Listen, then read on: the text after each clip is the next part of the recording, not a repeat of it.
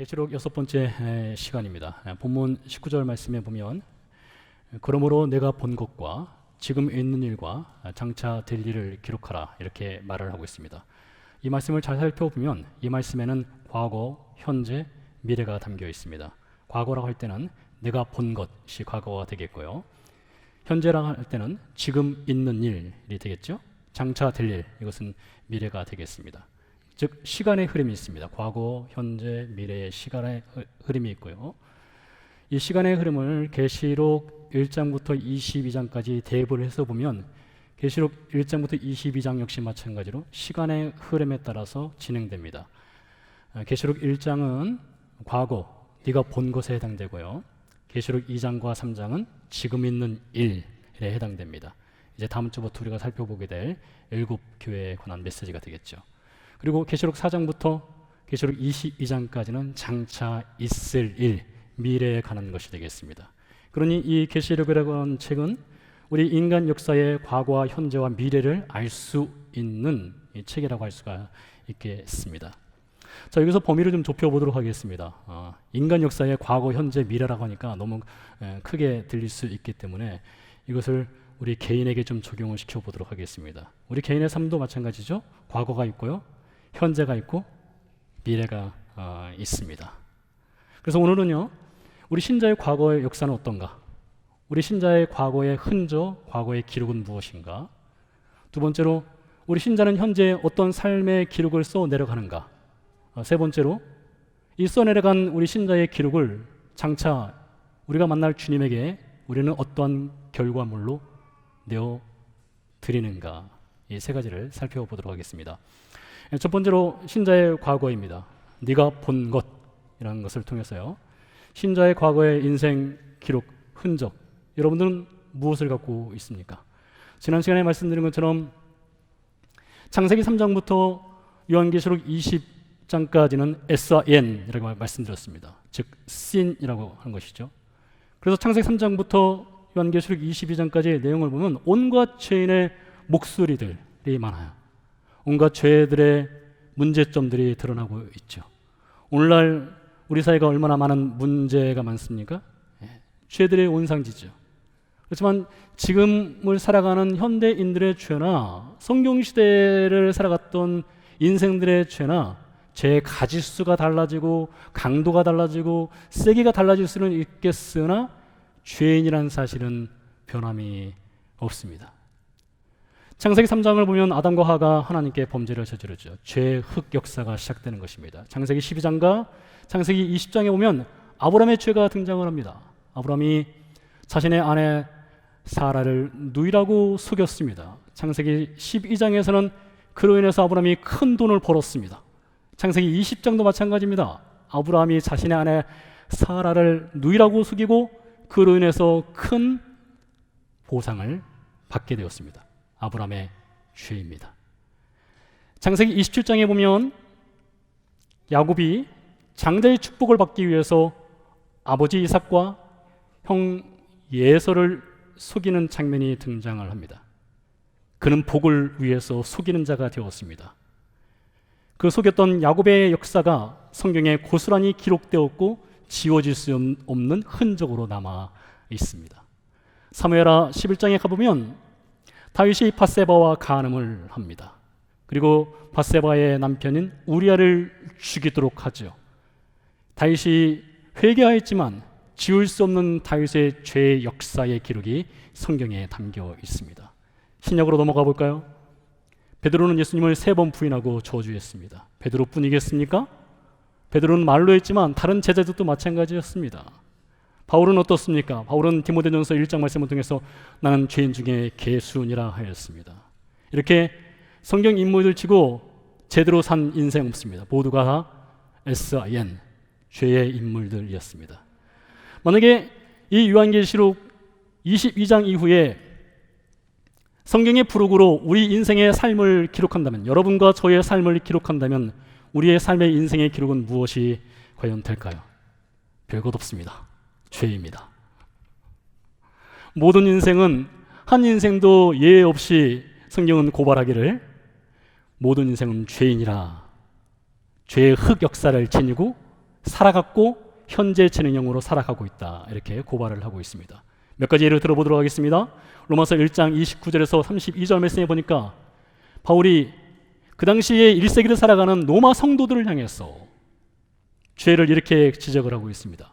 모든 불의, 추악, 탐욕, 악의, 시기, 살인, 분쟁, 사기, 수군수군하는 것, 비방하는 것, 무정한 것, 무자비한 것, 이것이 죄이다. 이렇게 고발을 하고 있습니다. 여러분과 저는 이 죄의 목록에서 자유롭다 할 수 없으리라는 것, 우리 양심이 소리치고 있죠. 로마서 1장 32절 말씀해 보니까 이러한 죄들에 대해서 이렇게 이야기를 하고 있습니다. 하나님의 법정에 우리가 섰을 때 이런 죄들을 지은 인생을 향해서 하나님이 내리시는 심판은 사형이다. 여러분, 수군수군하는 것이, 누군가를 비방하고 가십거리를 만드는 것이 하나님의 법정에 섰을 때는 그것은 사형에 해당하는 죄라고 바울이 분명하게 이야기를 하고 있습니다. 그러니 우리가 죽었다면, 사형 선고를 받았다면 우리는 수십 번, 수백 번 혹은 그 이상 사형 선고를 받았을 법한 그런 인생을 살아왔던 것이죠. 로마서 6장 23절 말씀 보니까 죄의 삭은 사망이라고 했습니다. 그러니 여러분, 이 성경이 증언하는 인생들은 저나 여러분이나 성경의 인물들이나 소망이 없는 거예요. 소망이 없습니다. 우리가 아무리 잘났고 아무리 잘 살아도, 아무리 똑똑하고 지혜로워도 내일이 없는 인생입니다. 그것이 성경이 증언하는 우리 인생이에요. 자, 그런데요, 이 죄의 흑역사를 기록해 가며 살아가는 인생들에게 하나님께서 준비하신 것이 있습니다. 바로 예수 그리스도이십니다. 예수님이 없다면 우리 인생은 소망이 없습니다. 성경 절기 중에 레위기서 16장에 보면 대속죄일이라는 절기가 있습니다. 이 대속죄일 절기는 대제사장이 1년에 한 차례씩 대제사장 자신과 이스라엘 백성의 죄를 짊어지고 하나님의 지성소로 들어가서 하나님께 회개하고 용서를 받는 날입니다. 대속죄일을, 이 속죄, 이 단어를 살펴보면 히브리어로 키페르라고 하는데요, 이 키페르, 이 단어는 닦아낸다, 제거한다, 지운다, 덮는다, 이런 뜻이 있습니다. 그래서 해마다 대속죄일이 되면 대제사장이 이스라엘 백성의 죄와 자신의 죄를 짊어지고 동물의 피를 가지고 지성소로 들어갑니다. 지성소에 들어가면 무엇이 있느냐? 여러분이 잘 아시는 법궤가 있습니다. 법궤 안에는 율법이 있습니다. 일전에도 말씀드렸지만 이 법궤라고 하는 것, 그리고 그 안에 있는 율법이라고 하는 것은 우리의 죄를 지적을 합니다. 이 율법의 한계이죠. 율법의 한계는 우리의 죄를 지적하고 우리가 죄인으로서 죽을 수밖에 없다는 것을 말하고 있죠. 그때 대제사장이 이 법궤 위에 자신이 갖고 들어간 동물의 피를 위에 뿌리는 작업을 합니다. 법궤 위를 피로 덮는 거예요. 그것을 보시고 하나님께서 이스라엘 백성의 죄를 용서해 주시는 절기, 그것이 바로 대속죄일입니다. 그런데 이 대속죄일 절기를 하나님 말씀하시기를 평생 한 번 드려라 이렇게 말씀하지 않으시고 해마다 드려라 했습니다. 해마다 새해 10일째 되는 날 대속죄일 절기를 지켜라, 드려라 했어요. 왜 해마다 대속죄일 절기를 지켰어야 했을까요? 그에 대해서 히브리서 10장 4절이 이렇게 답을 주고 있습니다. 이는 황소와 염소의 피가 능히 죄를 없이 하지 못함이라. 다시 말해서 동물의 피가 사람의 죄를 온전히 제거하고 덮고 씻어낼 수 없기 때문에 해마다 가서 제사를 드려라 하였다는 것이죠. 자, 여기에서 등장하시는 분이 계십니다. 바로 예수 그리스도이십니다. 하나님께서는 동물의 피로 제거할 수 없는 인간의 죄, 동물의 피로 덮을 수 없는 그 인간의 그 추악한 죄를 예수 그리스도의 그 피로써 단번에 씻어주시고 단번에 덮어주시고 단번에 제거하시는 일을 행하셨다는 것입니다. 그래서 우리 예수님께서 골고다에 올라가셨습니다. 일전에 말씀드렸죠. 골고다는 무엇을 상징한다고요? 골고다는 바로 구약의 법궤를 상징한다고 했습니다. 구약의 법궤가 그 율법을 통해서 인간의 죄를 고발한다면 골고다 역시 마찬가지입니다. 저와 여러분의 죄를 고발하는 것이 골고다이죠. 그 골고다 위에 예수님의 십자가가 세워진 것입니다. 예수님이 피를 흘리신 것이에요. 그래서 그 피가 골고다를 덮어버린 것입니다. 골고다 인생을 덮어버린 거예요. 골고다 인생을 살아가는 우리의 죄를 제거하고 씻어준 것입니다. 이를 통해서 우리 죄의 흑역사가 예수의 보혈로 덮여지게 되는 일이 있었습니다. 이것을 우리는 예수 그리스도의 구원의 사역이라고 말하고요. 이것이 바로 우리가 본 것이라고 할 수 있는 과거에 있었던 하나님께서 이루신 구원의 역사가 되겠습니다.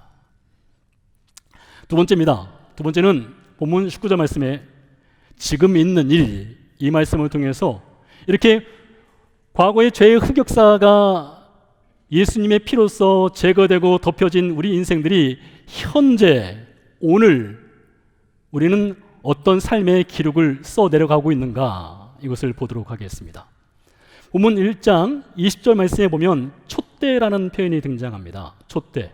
이것은 계시록 1장 12절에도 한번 등장하는데요. 금촛대라는 표현이 등장하죠. 20절 하반절에 이렇게 기록되어 있습니다. 촛대가 무엇이냐? 7 촛대는 7 교회니라. 그러니 여러분, 촛대라고 하는 것이 교회라고 말하는 것이고요. 교회라고 말할 때는 우리는 건물을 말하고 있지 않죠. 교회는 조직이 아니죠. 교회는 프로그램이 아니죠. 교회는 구원받은 신자이죠. 그러니 여러분이 교회가 되는 것이고요. 제가 교회가 되는 것이지요. 근데 왜 하필이면 예수님께서 요한에게 계시의 말씀을 주시면서 촛대를 통해서 교회를 말씀하시고 촛대를 통해서 우리 신자를 말씀하고 계실까요? 여기에 무슨 의미가 있을까요? 하나님께서 모세를 통해서 광야에 성막을 지으러 갈 때에 이 성막에 여러 가지 기구들을 집어넣도록 하였습니다. 이 성막에는 예수님을 상징하는 상징물들이 참 많아요. 대표적으로 성막에 문이 있죠. 동쪽 편에 문이 하나 있다고 했습니다. 그 사이즈가 대략 9m에서 10m가 되는 굉장히 넓은 문을 하나님께서 만들어 놓으라고 했어요. 성막으로 들어가는 유일한 문입니다. 자, 요한복음 10장에 보니까 예수님께서 말씀하셨습니다. 나는 문이라 하셨어요. 나를 통해서만 하나님께로 들어갈 수 있다고 하셨어요. 그런 예수님이 문이십니다. 그래서 구약의 성막의 문은 장차 예수님의 구원의 사역을 암시하고 상징적으로 보여주는 것이 되겠죠. 성막 안으로 들어가면 진설병이라는 것이 있습니다. 진설병. 이건 떡입니다. 혹은 빵입니다. 이것도 예수님을 상징하는데요. 요한복음 6장 말씀, 예수님께서 말씀하셨습니다. 나는 하늘에서 내려온 생명의 뭐라고요? 생명의 떡이니라. 생명의 빵이니라. 그래서 구약의 성막 안에 있는 그 진설병은 예수님을 상징하는 것이 되겠고요. 자, 촛대로 가보도록 하죠. 촛대 역시 마찬가지입니다. 하나님께서 모세를 통해서 촛대를 만들라고 하셨고 그 촛대를 성막 안에 불을 밝히도록 하는 용도로 사용하라 하셨습니다. 그래서 이 촛대는 불을 밝히는 것이 되겠는데요. 요한복음 8장 12절 말씀, 예수님께서 이렇게 말씀하셨습니다. 나는 세상의 빛이다. 그래서 구약 성경에 문이 예수님을 상징하고 진설병, 빵이 예수님을 상징하고 촛대 역시 예수님을 상징하는 것이 되겠습니다. 근데 요한계시록의 저자인 요한은 거기서 멈추지 않습니다. 한 걸음 더 들어가서 촛대는 교회를 상징한다. 다시 말해서 촛대는 저와 여러분과 같은 신자를 상징한다. 이렇게 이야기를 하고 있습니다. 잘 들어보시기 바랍니다. 왜 신자가 어떻게 예수님과 같은 촛대, 빛을 발하는 촛대가 될 수 있는가를 잘 들어보시기 바랍니다. 왜 그런가 하면 우리가 구원을 받았을 때에 하나님의 자녀가 되었을 때에 하나님의 성령께서 실제로 우리 몸에 들어와서 살고 계시기 때문에 그렇습니다. 여러분, 이것처럼 기가 막힌 사실이 없어요. 어떻게 죄인이었던 우리에게 하나님의 성령께서, 그 거룩하신 하나님의 성령께서 우리 안에 실제로 들어와서 우리 몸 안에 그분이 거주지를 만들고 함께 사실 수 있냐고요. 놀라운 하나님의 은혜입니다. 그뿐만이 아닙니다. 예수께서 말씀하셨습니다. 네가 내 안에, 내가 너희 안에 있겠다 하셨어요. 그러니 여러분, 예수님은 하늘에도 계시지만 동시에 우리 안에 계신 분이십니다. 빛이신 예수님, 촛대가 되시는 예수님이 우리 안에 계시기 때문에 우리 신자가 촛대가 되는 거예요. 우리 스스로 촛대가 되는 것이 아니라요. 그래서 예수님께서 마태복음 5장 14절에서 이렇게 말씀하셨습니다.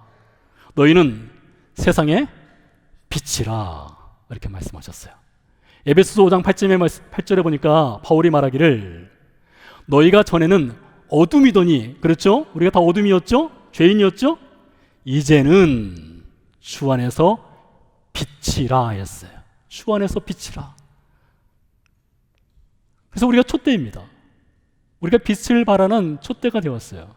자, 이것을 좀 더 한 걸음 들어가서 이 촛대가 의미하는 것을 좀 살펴보도록 하겠습니다. 민수기서 8장에 보면 이 금촛대를 제작하는 방법이 나오는데요. 그 중에서 민수기서 8장 4절 말씀에 이렇게 기록이 되어 있어요. 이 등잔대가 바로 촛대를 말하는데요. 이 등잔대의 제작법은 이러하니 곧 금을 쳐서 만든 것인데 밑판에서 그 끝까지 쳐서 만든 것이라. 모세가 여호와께서 자기에게 보이신 양식을 따라 이 등잔대 즉 촛대를 만들었더라. 사진을 좀 보여주시기 바랍니다. 여러분들이 지금 보시는 이 촛대는 예루살렘에 가면 볼 수 있는 실제 금으로 만든 촛대가 되겠습니다. 하나님은 이 금촛대를 만들라 하실 때에 여러 금 조각들을 조립을 해서 하나의 완성된 촛대를 만들라 하지 아니하셨고요. 이 촛대를 만드는 방법은 금 한 덩어리를 가져다가 치고 느리고를 반복을 해서 지금 보시는 이 촛대를 만들라 하셨습니다. 대단히 어려운 작업이거든요. 실제로 지금 여러분이 보시는 이 촛대가 모세 당시의 촛대인지도 정확하게 알 수 없습니다. 왜 그렇다면 하나님께서 이 어려운 작업을 통해서 금 한 덩어리로 만든 그 촛대를 만들라고 하셨을까? 이 촛대가 의미하는 것은 무엇일까요? 이 촛대라고 하는 것은요, 말씀드린 것처럼 예수님을 상징하기도 하지만은 이 촛대는 예수님과 신자의 연합을 상징하는 것입니다. 한 덩어리 연합을 상징하는 것이에요. 이 촛대는요, 예수님과 신자의 연합된 사랑을 상징하는 것입니다. 그뿐만이 아닙니다. 이 촛대는요, 신자와 신자 사이의 연합을 상징하는 것이에요.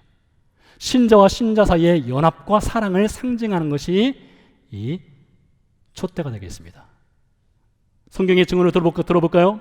요한복음 15장 말씀입니다. 예수님께서 말씀하셨죠. 나는 포도나무요, 너희는 가지라 했어요. 가지는 포도나무에 붙어 있을 때에 생명이 있다 하셨습니다. 연합이죠? 포도나무와 가지의 연합입니다. 촛대 되시는 예수님과 신자의 연합입니다.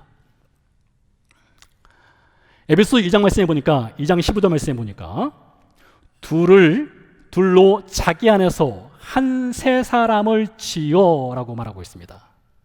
즉 신자와 신자가 예수 그리스도 안에서 한 세 사람이 되었다는 것이에요. 무엇입니까? 연합이죠. 사랑이죠.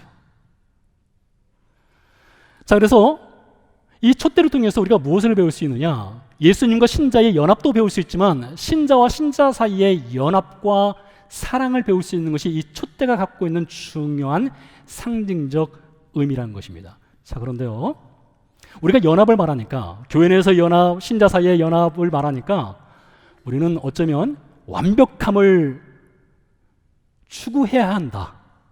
이 연합이라고 하는 것은 완벽한 것이다. 혹 그렇게 생각한다면 그렇지 않습니다. 여러분, 신자의 연합은 완벽할 수가 없습니다. 신자의 연합에는 완벽한 사랑은 없어요. 하나님과 신자 사이에는 하나님의 완벽한 사랑은 있습니다. 그러나 신자와 신자 사이에는 완벽함 자체는 없습니다. 여러분, 우리 몸을 보시기 바랍니다.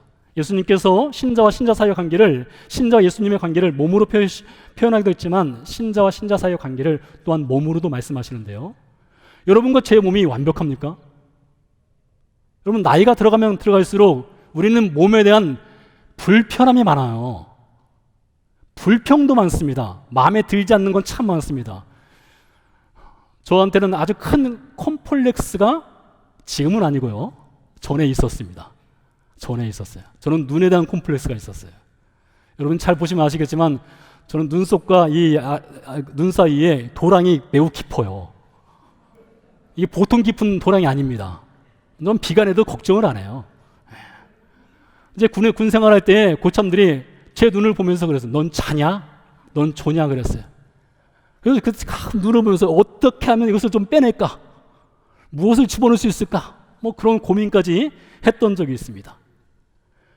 우리 스스로 거울을 보면서 우리는 우리 몸에 만족하지 않습니다. 만약에 여러분이 여러분의 몸을 보면서 만족한다면 여러분은 마네킹입니다. 생명 없는 마네킹은 만족스러워 할 수 있어요. 그러나 생명 있는 사람은 만족하지 않습니다. 몸에 대해서 만족하지 않아요. 교회의 연합이랑 또 마찬가지예요. 신자의 연합, 신자의 사랑도 마찬가지입니다. 신자의 연합은 완벽하지 않습니다. 만족스러울 수가 없어요. 그래서 지상에 교회가 완전하냐, 완벽한 교회가 있느냐? 절대 없습니다. 이제 다음 주부터 우리가 요한계시록에 있는 7교회를 살펴보겠지만 7교회, 그 중에 뭐 빌라델비아 교회는 칭찬받았다고 하죠. 서마나 교회 칭찬받았죠. 그렇다고 그 교회가 완벽할까요? 아닙니다. 완벽하지 않습니다. 그런 교회는 없습니다. 그래서 신자의 연합이라고 하는 것은 미완성 작품이에요. 이걸 바울이 얘기합니다. 에베소 2장 말씀에 보면 성전으로 우리 신자들은 지어져 가고 있다. 현재 진행형으로 말을 하고 있어요. 완벽한 것이 아니라 지어져 가고 있습니다. 그래서 미완성이고 완벽하지 않은 것이 신자의 연합이라고 하는 것이에요. 그러니 그 안에는 어려움이 있지요. 갈등도 있고 고민도 있는 것입니다. 예수님께서요, 지상 사역을 하실 때에 우리는 예수님을 완벽하신 분으로 알고 있죠. 당연히 완벽하신 분이시죠. 그러나 우리는 또한 예수님의 인간됨을 또 볼 필요성이 있습니다. 예수님이 주무셨죠? 피곤해 하셨죠? 눈물을 흘리셨죠? 배고프셨습니다. 그분은 인간이셨어요. 또한요, 예수님은요, 사랑을 하기 위해서 무던히 애를 썼던 분이십니다. 참아내기 위해서 무던히 노력하셨던 분이세요. 예를 들어볼까요? 예수님께서 제자들에게 하신 말씀입니다. 믿음이 없는 세대야, 내가 언제까지 너희와 함께 있어야 하겠느냐. 예수님의 인내를 볼 수 있습니다. 예수님의 겟세마네 기도를 볼까요? 예수님이 마지막까지 기도하실 때에 갈등과 고민 속에서 내가 고민하여 죽겠노라 하면서 예수님이 기도하셨어요. 거기에서 사랑의 수구가 등장하는 것입니다. 완벽하신 분이지만 사랑을 위해서 노력하셨어요. 인내하기 위해서, 참아내기 위해서 무던히 애를 쓰신 분이 우리 예수님이라는 것이죠. 그런 여러분, 교회 내의 신자의 연합, 우리는 예수님보다 한참 뒤떨어진 존재 아닙니까? 그런 여러분, 신자의 연합이라고 하는 것은 대단히 어렵고 힘든 것이죠. 그래서 신자의 연합을 위해서는요, 함께 노력하는 것이 필요합니다. 함께 수고하는 것이 필요해요. 혼자서 사랑하거나 혼자서 수고하는 것은요, 매우 위험한 것입니다. 출애굽기 18장 말씀에서 그 예를 찾아볼 수 있습니다.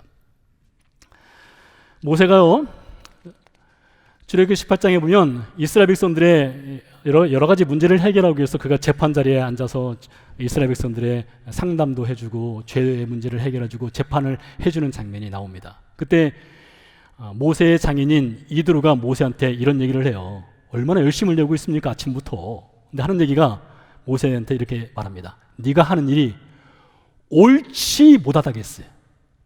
그러니까 그렇게 아침부터 떼양 빼들어서 수고하고 힘쓰고 있는데 너 지금 잘못하고 있는 거야. 너 혼자 수고하는 거 잘못하고 있는 거야. 그렇게 말하고 있어요. 하면서 이렇게 말합니다. 너 혼자 일을 감당하면 너도 병들고 백성들도 병든다. 그러니 혼자 하려 하지 마라. 이렇게 말을 하고 있습니다. 매우 중요한 의미입니다. 여러분, 이 연합이라고 하는 것은요, 혼자에서는 절대로 이루어질 수 없을 뿐만 아니라 혼자 알면 병들게 됩니다. 교회는도 마찬가지죠. 누군가 혼자 수고하면 반드시 병들게 되어 있어요. 건강함을 잃어가게 되어 있습니다. 그런 의미에서 볼 때에 이 촛대가 주는 의미는, 연합이라고 하는 것은 완벽하지 않고 온전하지 않지만 함께 수고해서 함께 노력해서 작품을 만들어 가라라는 의미가 있습니다. 세 번째로 넘어가기 전에 여러분에게 질문 하나를 드리도록 하지요. 그렇다면 여러분은 우리 신자의 공동체 안에서 신앙생활하면서 우리는 우리의 연합을 위해서 지금 무엇을 써내려가고 있습니까? 여러분은 무엇을 써내려가고 있으세요? 신자의 연합을 위해서요. 세 번째입니다. 19절 말씀에 장차 될 일, 즉 미래에 관한 것이 있는데요. 이것을 통해서 이제 우리 신자가 미래 언제가 우리 예수님께 드릴 결과물이 무엇인가를 살펴보도록 하겠습니다. 성경에는 우리가 예수님을 만나게 됐을 때에 있을 일들을 곳곳에 기록을 해놨는데요. 그 중에서 마태복음 25장 31절 이하에 보면 양과 염소의 심판 이야기가 등장을 합니다. 말씀을 하나 읽어드리도록 하지요. 마태복음 25장 34절 이하 말씀입니다. 그때에 임금이 그 오른편에 있는 자들에게 이르시되 내 아버지께 복받을 자들이여 나와 창세로부터 너희를 위하여 예비된 나라를 상속받으라. 내가 줄일 때에 너희가 먹을 것을 주었고 목마를 때에 마시게 하였으며 나그네 되었을 때에 영접하였고 헐벗었을 때에 옷을 입혔고 병들었을 때에 돌보았고 옥에 갇혔을 때에 와서 보았노라. 그랬더니 양들의 반응입니다. 주여, 우리가 언제 그런 일을 행하였습니까? 예수님 말씀이에요. 내가 진실로 너에게 이르노니 너희가 여기 내 형제 중에 지극히 작은 자 하나에게 한 것이 곧 내게 한 것이니라. 그러니 여러분, 장래 우리가 예수님을 만나게 되었을 때에 예수님은 무엇을 보시느냐? 그 예수 그리스도의 생명을 주고 우리를 죄에서 구원하시고 나서 신자로서의 삶을 살아가는 그 모든 전 과정을 예수님은 보시고 계시다는 것입니다. 장래 언젠가 우리가 예수님을 만나게 됐을 때에 2022년 7월 10일 날 우리가 어떻게 살고 있는가, 어떻게 연합을 위해서 노력하고 있는가, 어떻게 수고하고 있는가, 신자로서 무엇을 써내려가고 있는가, 그것을 장래 예수님은 보시고 계시다는 것이죠. 그리고 그에 맞게 상을 주신다는 것입니다. 그러나 여러분, 우리는 지금 촛대로서 무엇을 써내려가고 있습니까? 연합을 위해서 어떤 수구에 기록을 하고 있습니까? 함께 기도드리고 찬양드리도록 하겠습니다. 신자의 구원은 이미 예수 그리스도의 골고다 십자가 사건으로 완성이 되었습니다. 신자의 현재는 촛대로서의 삶을 살아가는 것입니다. 한 덩어리 촛대, 연합되는 촛대. 그래서 서로 수고하고 서로 노력하고 서로 힘을 써서 하나로 이루어가는 것입니다. 완벽하지 않지만, 미완성이지만 그렇게 살아가는 것입니다. 그것을 기록을 남기는 것이에요. 그리고 언젠가 주님을 만나는 것이죠. 잠시 조용히 묵상으로 나는 신자의 연합을 위해서 촛대로서 어떤 삶을 살아가고 있는가 잠시 묵상하도록 하겠습니다.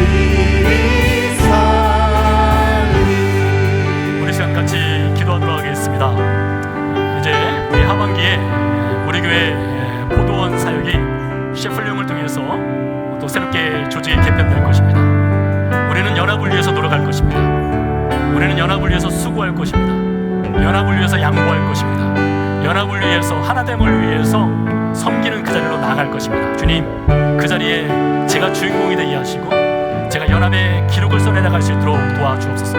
포도원 사역을 통해서 우리 교회가 더욱더 건강하게 세워져 갈 수 있도록 도와주옵소서. 함께 기도하도록 하겠습니다. 살아계신 아버지 하나님, 감사합니다.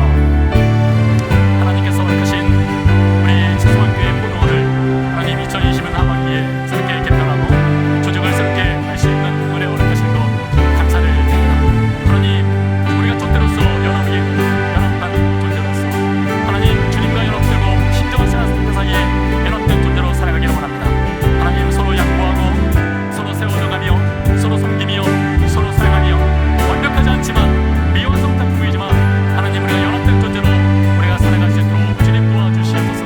우리 포도원 사역을 통해서 하나님 나라가 더욱더 건강하게 세워지고 저희 교회가 건강하게 세워져 갈 수 있도록 주님 축복해 주셨기를 간절히 소원하고 원합니다.